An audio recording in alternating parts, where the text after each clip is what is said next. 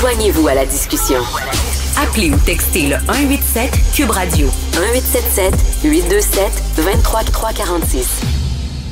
Je suis avec Sophie Durocher. Sophie, hier à l'émission, tu t'en es pris à mon intégrité physique.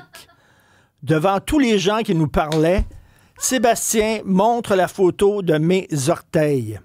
Voilà. Qu'est-ce qu'ils ont? C'est quoi cette photo-là? Ben, qu'est-ce qu'ils ont, mes orteils de pas correct? Mais regarde ton gros orteil, il y a comme un trou à côté de l'ongle. Quand est-ce que t'as pris ça, cette photo-là, ce matin? Mais t'aurais dû me montrer la photo mes avant. d'orteils? Ben, il faut que je le décrive pour tous les gens qui nous écoutent à la radio. Ils sont très corrects. Non, mais c'est parce que ce qu'on voit... OK, tu veux vraiment aller là? Non, je sais rien dire, that's it. Okay, c'est des beaux orteils, tout à fait normaux. Tout va bien. Ben, bon. Il y a comme un gros trou à côté de ton ongle d'orteil. Là, un trou. Ça dit n'importe quoi. Mais c'est dégueulasse. C'est dégueulasse.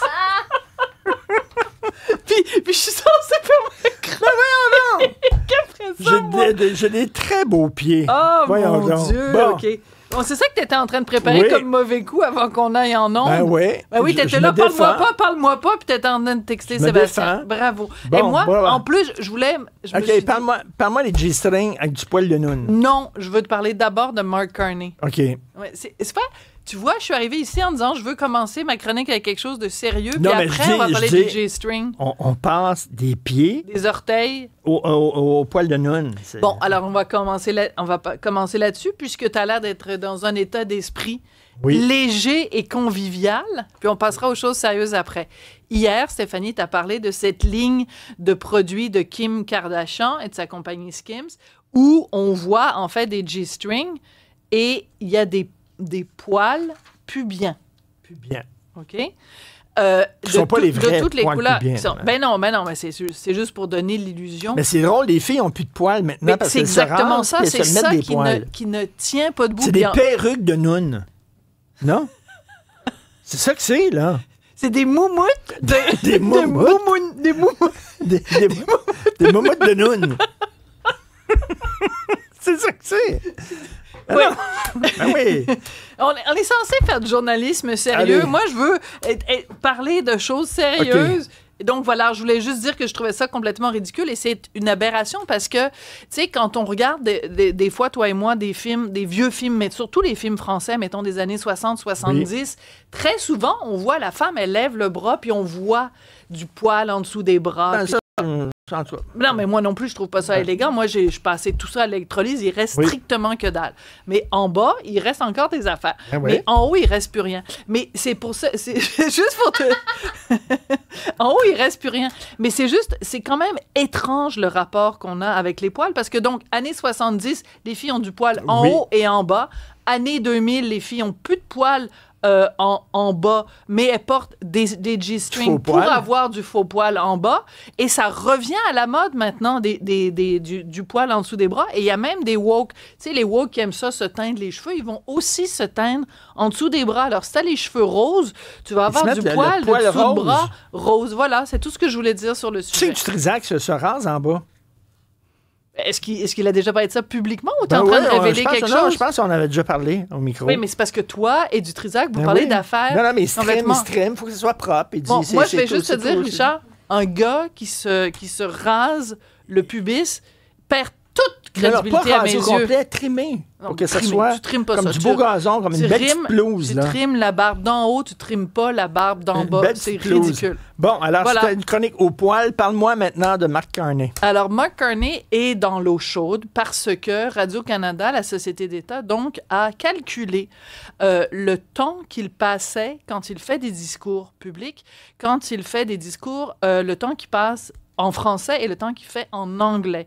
Ils sont arrivés avec un calcul mathématique. 17% du temps, Mark Carney, qui est le premier ministre d'un pays où il y a 2 langues officielles, 17% du temps, il parle en français, 83% du temps en anglais. Donc, quand l'information est sortie, les conservateurs, le Bloc, tout le monde a poussé les hauts cris en disant il faut absolument qu'il y ait un comité qui se pose là-dessus. Il faut qu'il y ait une enquête parce que ce n'est pas normal. C'est important de rappeler que selon la loi des langues officielles, le premier ministre n'est pas obligé de parler dans les 2 langues. C'est pas une obligation formelle. Okay. C'est pas une obligation formelle. C'est juste une évidence. Mais on n'est pas Il y en un a pays deux. bilingue. Je C'est sais. un mythe un qu'on mythe. entretient. Mais- C'est totalement de la foutaise. D'accord. Alors moi, là où je veux t'amener, c'est qu'il y a un argument que je suis juste plus capable d'entendre.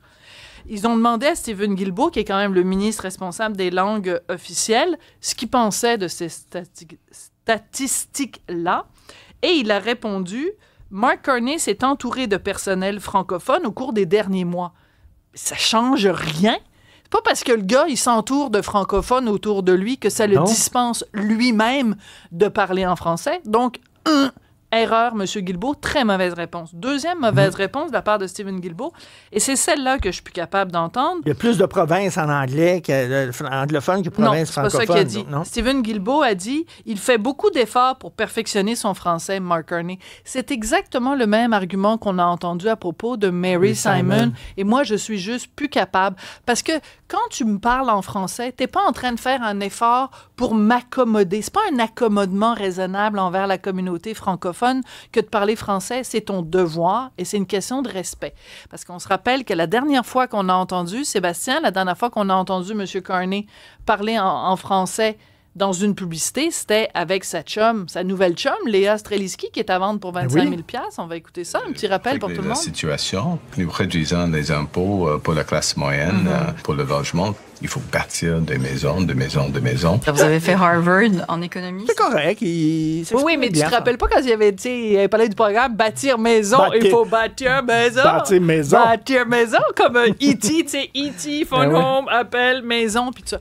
Non, cet argument-là de nous dire, il fait des efforts, on nous l'a dit pour Mary Simon, on a dit Harper, il commençait toujours ses discours en français. à l'étranger et au Québec et au Canada, par contre, il commençait toujours et le message qu'il envoyait, il était, mettons, je sais pas moi, au Zimbabwe, n'importe où. Il commençait à parler en français, tout le temps.